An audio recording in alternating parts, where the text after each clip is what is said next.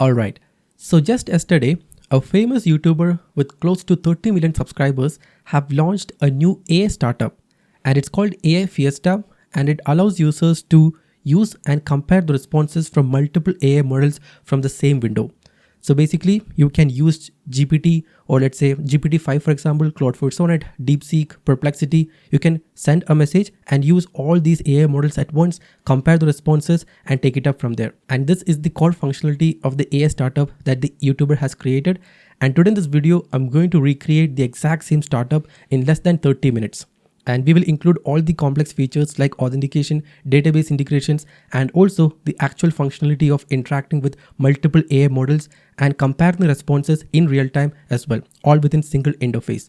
And not only we will create the app, but also test it using TestFlight to make sure it doesn't have any bug or any security issues. And now if that sounds interesting, without wasting any more time, let's quickly get started. So this right here is the AI startup of the YouTuber, and here I have logged into the same, and I can create a new chat. And if I send a message like this, for example, hi, as you can see here we have selected GPT-5, Gemini 2.5 Pro and DeepSeek, and all of these models are responding to us. And now this right here is the clone version of the app that we have created. And first of all, the user will have to sign into our app in order to use it. And now in this case, I have already created an account. So I'll put that login details in here and also the password like this and click sign in. And once logged in, this is going to be the kind of interface that you will see. And now I can select the required models using the model selector towards the top. And in this case, let's say I want to chat with GPT-5, Claude Sonnet 4 and Gemini 2.5 Pro. I can select the same in here and send a message like, hi, who are you? And hit enter. And now the same message is sent to GPT-5, Claude Sonnet 4 and Gemini 2.5 Pro. And all of these models will give us the response just like this. And 2.5 Pro will take some time. So let's wait. So there you go. Here we have the response from Gemini as well, Claude Sonnet 4. And now I can ask a follow-up question. What is 5 multiplied by 5? And I can hit enter. So there you go. That's one's easy. Here we have the answer 25, the answer in here and here as well. And now if I head over to the history page, I can find all the conversations, and this one right here is the conversation that we just did right now. And I can find the question that we asked and also the responses of the AI model. So pretty much all the responses and everything else is stored in the database. And this right here is the core functionality or feature of the app. And if we want to add a new model in here, it is pretty simple and straightforward. All you gotta do is to mention the name in the source code. And this right here is the AI Fiesta clone that we will be building in today's video, completely using AI without writing any code. So let's quickly get started. And now for creating this app or the startup, we have multiple options. We can use Cursor, we can use Lovable, Bolt, V0, Windsurf, or any AI coding tools out there. But for this one specifically, I'm planning to use Cursor. And if you don't already have Cursor, you can head over to cursor.com and download and install the same. So in my case, I already have Cursor installed. So I'll quickly open it up. So there you go. Here I have opened up Cursor. And what I'll do is I'll click on this open project button, create a new folder, and let's give it the name AI Fiesta. Okay. AI Fiesta is our app name. And now I'll click on open. So basically the idea here is that I'm planning to create a Next.js based project where users can enter a search term, select the models to which they want to chat and compare the response and select the best one. And we will also add the ability to copy it, generate image and all that. So first of all, I'll open terminal and install Next.js. So npx create next app @latest and then /. And now I'll hit enter. So basically we are going to create a new Next.js based project. TypeScript, yeah, CS Lindia, Tailwind. I'll just select defaults to everything. And if you don't know how to set up Next.js, you can simply head over to nextjs.org and click on this get started button and go to the installation section. And here you can find the command that you'll have to use. But if you want, you can actually ask AI to do the same. But in this case, I installed Next.js anyways. And if I type npm run dev and hit enter, it should now start the development server at localhost 3000 and I should be able to access the same. So there you go. Here we have the boilerplate page. And now this is where the real magic begins. So I'll open the AI agent within Cursor and I'm going to give a prompt. So we will basically use below voice for this one. So I can simply go ahead and say, I want to create a website that allows users to compare the responses from multiple AI models at once. So basically the idea here is that we should divide the screen into the selected number of columns, and in each column there will be like a specific AA model selected, and we should have a universal message box, and as soon as we enter a message and hit enter, the same message should be sent to all the selected AI models. For example, GPT-5, Claude 4, Perplexity, etc. And all of these selected models will respond at the same time, and the user should be given the option to select and let's say pick the best one and also copy the message. So this is going to be the core functionality of the app.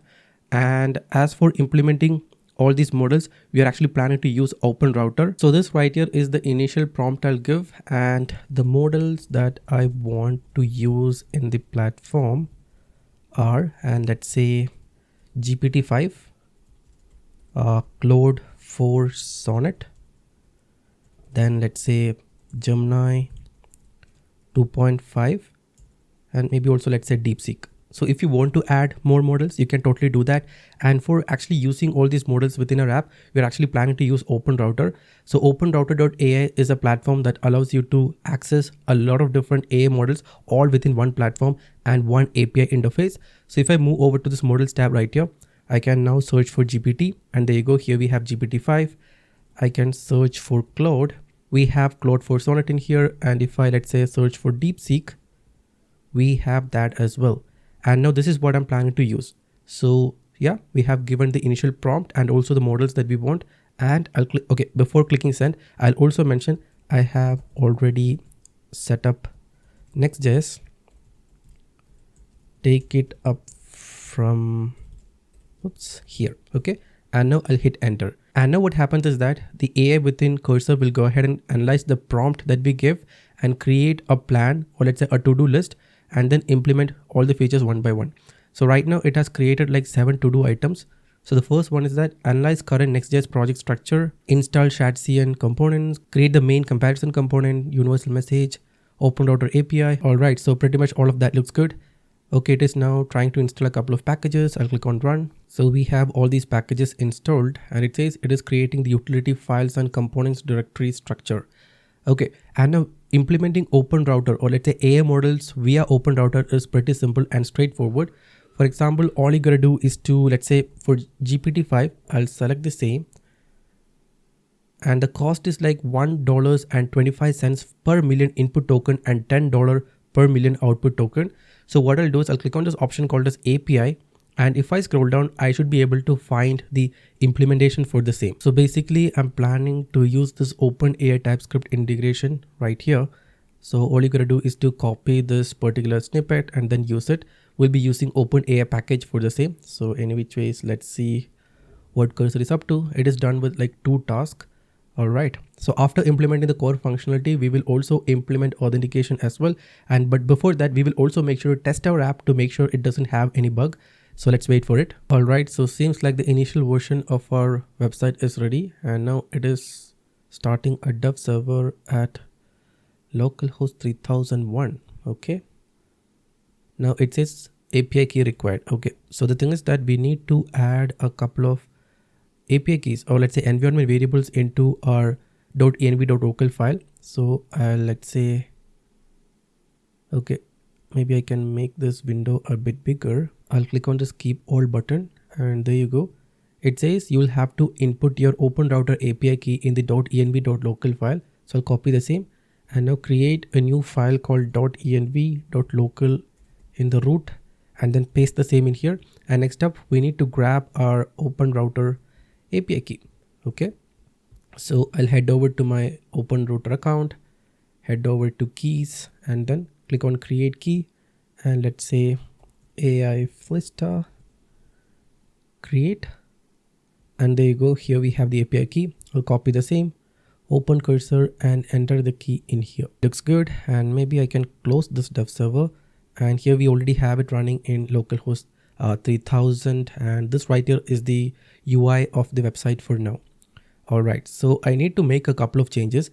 We can actually grab a screenshot from the AI Fiesta website, so we can give the AI some context. So what I'll do is I'll just copy, or let's say take a screenshot, open Cursor, and add the same into the chat in here. And I'll say I want to completely redesign the UI of the app.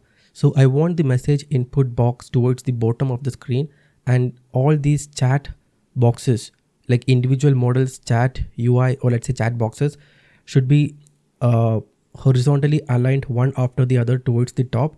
Refer to the screenshot for more idea.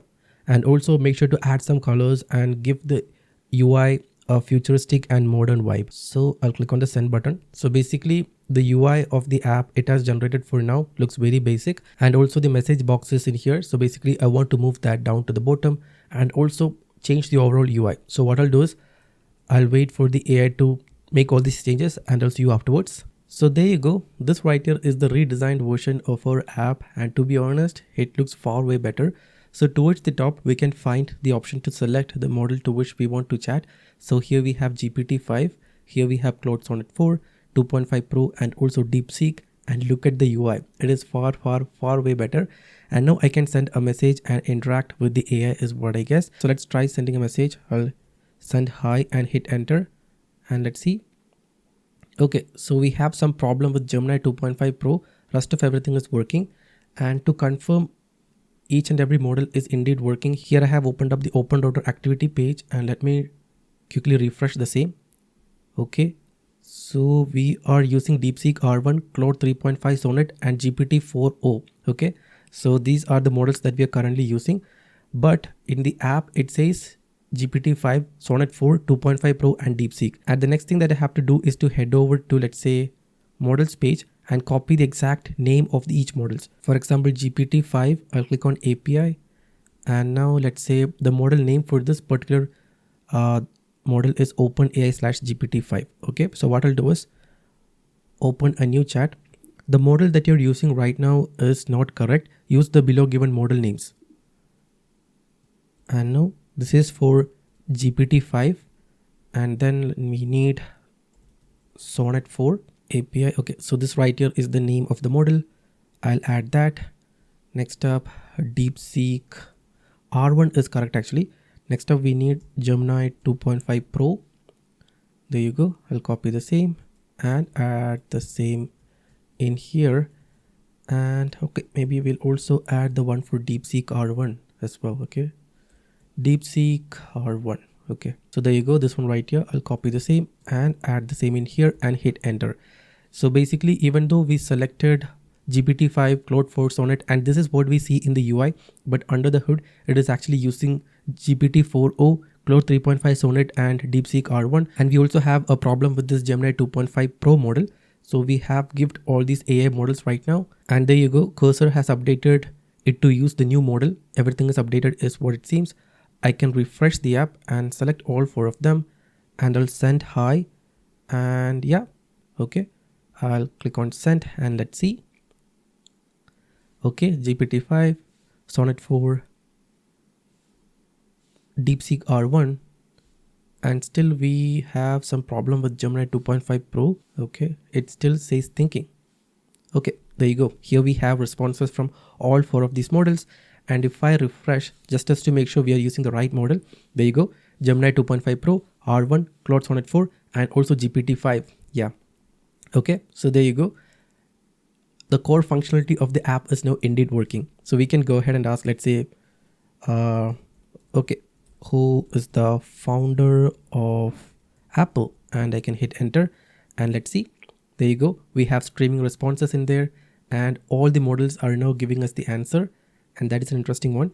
And DeepSeek R1 and 2.5 Pro. Yeah, there you go. And now DeepSeek R1. There you go. Look at that. And now the AI is actually giving the response in markdown format is what I guess. So we might actually want to go ahead and format this markdown format and display it nicely on the screen. But hey, we can actually do it later. And now that we have the core functionality of the app working, next up, let's just go ahead and try to add authentication and database using Supabase. And for this, what I'll do is I'll open supabase.com, and if you don't already have an account, you can go ahead and sign up for one. I'll head over to my dashboard, select an organization and create a new project, and I'll name it AI Fiesta. Generate a password and click on create new project. Okay, so there you go, AI Fiesta. And next up, what I'll do is I already have Supabase MCP added to our cursor. So if I head over to settings and then go to tools and integrations, as you can see here we have Supabase added. So what I'll do is Next up, I want to add authentication and database using Supabase. So currently the data is not persistent. So after the user uses the chat, we want to store all the results in a history page, and the user should be able to visit the history page and access the past chat history. And also we want to enable authentication, and for now only include email and password sign up. I have already created a new project called as AI Fiesta in Supabase under Astro Joseph's organization. You can use Supabase MCP to run all the required migrations and implement all the features. So this right here is the prompt I'll give, and I'll hit enter. And now that we have already added the Supabase MCP, it will take care of, selecting the project, running the migrations, creating the tables and everything else. So if I go to the table editor right now, as you can see, we don't really have any table in this project yet, but Cursor will use Supabase MCP to create the table and get going from there, and also implement authentication as well. And now it is asking the permission to view all the projects. I'll click on run tool. Let's see. Okay, it can see the AI Fiesta project. I'll click on run. It will automatically create the migrations and then create the database setup and do pretty much everything for us since we have added the MCP. And now it is doing its thing, and it will take some time. So what I'll do is I'll wait till it is done and I'll see you afterwards. So there you go. It seems like it is done implementing Supabase for authentication and database. And next up, we want to add a couple of environment variables in the .env.local file. So here I'll copy the same and then paste it in the .env.local file like this, and I can simply save the changes, and that should be it. And I'll also restart the dev server like this, and if I refresh this page, I should see the newly created tables, and here we have conversations, messages, and also modal responses. All right, yeah, it is moment of truth now. I can now head back, and right now authentication is not mandatory. So even if a user is not authenticated, they are still allowed to use the app. So we want to change that. And what I'll do is I want to modify the app such that only authenticated users will be allowed to use the app. So if they're not authorized, or let's say not logged in, redirect them to the login or sign up page. And maybe I'll also copy the link to the Supabase auth docs and paste it in here as well, so that the AI knows that it has to use Supabase SSR package when working with, let's say, Next.js, and I'll hit enter. Oh, actually it seems like we have a error in the .env.local file, so we don't actually need this one. Yeah, that should be it. I'll click on save. In which ways, okay, let's wait for the AI to implement authentication and also limit access to only authenticated people, and after that I'll see you. So there you go. Authentication is now fully implemented is what it says, and there you go. Here we have a login page, and if I directly try to access the app, it is redirecting us to the login page. And if we don't already have an account, I can click on the sign up button and sign up for a new account. And next up, I'll head over to Supabase and then go to authentication and then sign in providers, and I'll make sure to disable the confirm email option. Otherwise I'll have to set up a SMTP server, and now I can try to sign in. I'll just put the email as astro@astro.com, a password, confirm the password and click on create account, and hopefully it works. All right, so it says please check your email to confirm your account. We have disabled email confirmation, and if I go to the users table, here I should hopefully find the newly created user. There you go. Here we have the user. So user authentication is now working, and now I can enter the email. Okay, and let's try to put some random password, and let's see what happens if I click on sign in. There you go. It says invalid credentials. So only if the user enters the right password can they log in. And now I'll click on sign in, and there you go. We are now logged in, and I can select all of these. And for example, let's send a hi, and I'll hit enter. So message is sent, and we have response from GPT-5, Sonnet 4, okay, Gemini and DeepSeek R1. And if I go to the usage or activity section, I can find all these models. So all of them is working exactly like the way we want to. And now this is moment of truth. If I should see a history page where I could see all the history, right? Okay, so this right here is the history page, and it says hi. Seems like we have a bug in here because I can only see the message that I sent. The models responses are not being stored in this chat history page, and also I'm unable to properly find that chat history option because we have this pop-up underneath these containers. So we will have to fix that as well. So what I'll do is I'll open Cursor, and maybe I can create a new chat, and I'll say, we have some issues storing the responses from the AI in the history section. So when I open the history page, I could only find the message that I sent. I want to see the responses from each of the models in the same place as well. And also we have an issue with the option to access the history page. The drop down menu that opens up when I click on my profile picture towards the top right is appearing underneath the message box, so it is not properly visible. So could you please fix all of these? And now I'll click on send, and also maybe I can try manually visiting the database to see what is stored in there. So model responses is empty, is it? Okay, we have the conversation, we have the message, but model responses is empty. So that is the reason why our app is not working. So we have asked the AI to fix it, and once it's fixed, I'll see you afterwards.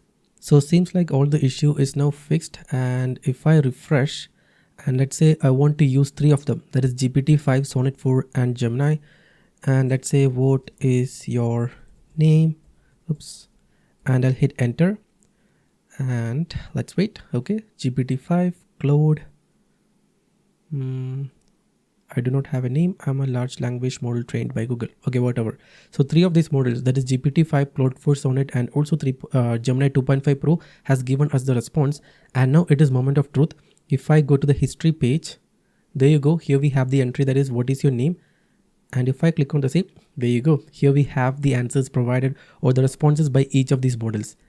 And just as to make sure it indeed works, maybe I can, let's say, create a new chat. Could you please write a 100-word write-up about the growth of Google? And I'll hit send, and let's see. So I'm asking it to write a bit more longer message. So this is like almost close to 100 words is what I believe. So we have the response from GPT-5 in here, then Claude 4 Sonnet in here. And Gemini 2.5 Pro is taking a bit more time because it has to go through the thinking process, I believe. So there you go. Here we have the response from Gemini 2.5 Pro as well. And now if I head over to history, there you go. Here we have the responses. So pretty much everything that we asked for is indeed working, and this is exactly what I wanted. And now maybe I can send hi and then ask yet another question as well.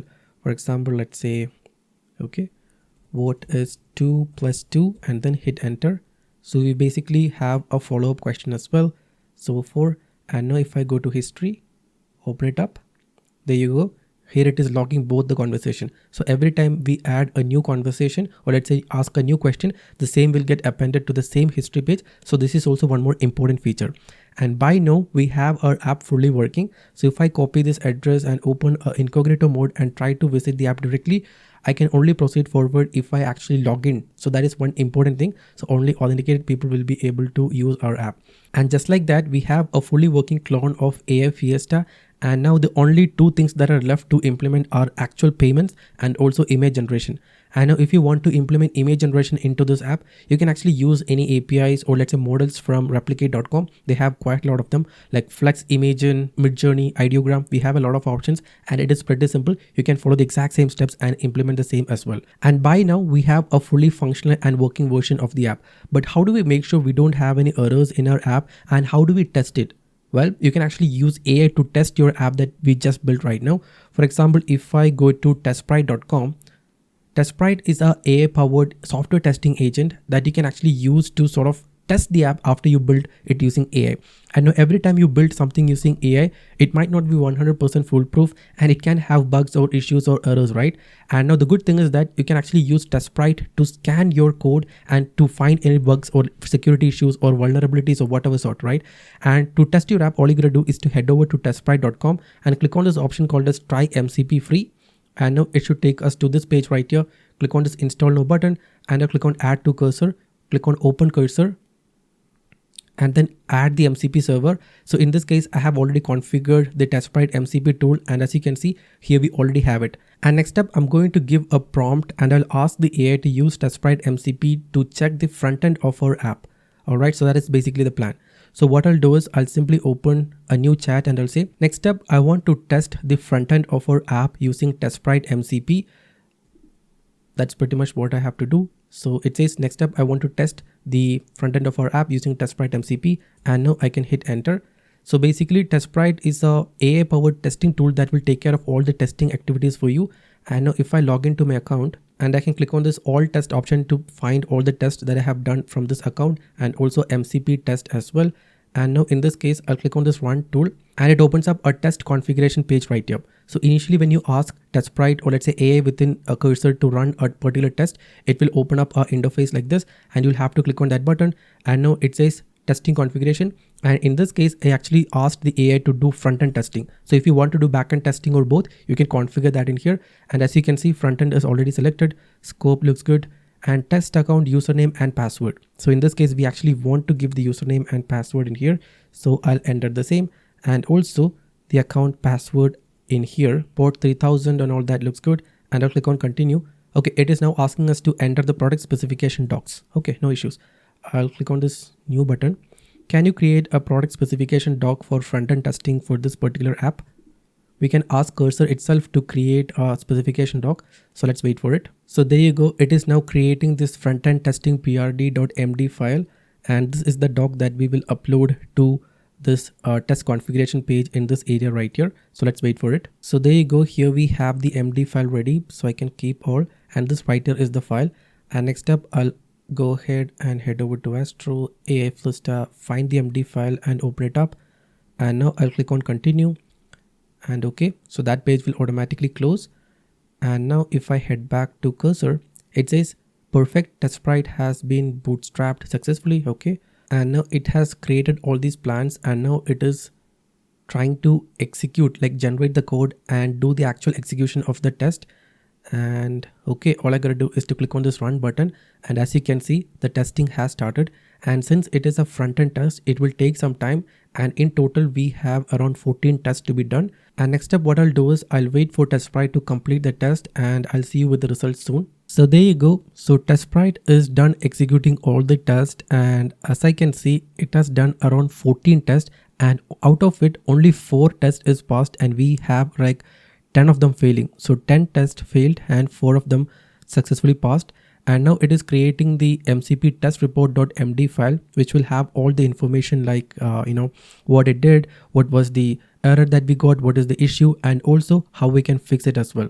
Okay, so it is creating the report. So let's wait for it anyways. And if I move over to this MCP test section, I can find the test that the TestSprite carried out. And for example, let's say here we have something called a sign up with email confirmation, and the test failed, of course, because we have disabled, email verification. And if I click on this play button, I can now find the AI using our website in real time and doing all these testing functionalities. So as you can see, the AI is now filling all these details, right? And yeah, similarly, you can actually find all these detailed test reports and screen recordings in here. And let me open cursor, and there you go. So here we can find all the critical issues it has discovered. For example, here we have authentication redirect loop. Then we have Next.js 15 compliances issues, input field clearing, okay, accessibility violations, and broken delete operations. So we have a couple of errors, or let's say issues that we need to fix. And if I click on this option right here, and if I open this particular file, and here we can find the complete list and everything else is in here. For example, here we have performance check, application load time, and interaction smoothness. Okay, and next up, what you have to do is you can just add this report file into the chat here, and you can simply go ahead and ask cursor to fix all the issues that was identified in based on this particular test report right here. And now the AI within cursor will automatically fix the same. So if you're building something using AI, make sure to use TestSprite to test the app so that you can be rest assured that your app does not really have any errors or security issues. So that is basically how we use TestSprite for testing the app. So as you saw, this is how simple it is to create a AI Fiesta clone completely using AI. And the app that we built today has database, authentication, and also all these AI models integrations. So any user can log into our account and select the model that they want to chat with and start using it right away. And next up, you can go ahead and implement payments using Stripe or any other payment gateway, add some plans, and yeah, you have a 100% ready AI Fiesta clone. So that's pretty much all I wanted to show you in this video. I hope you guys found this video useful. If yes, make sure to subscribe, and I'll see you in the next one.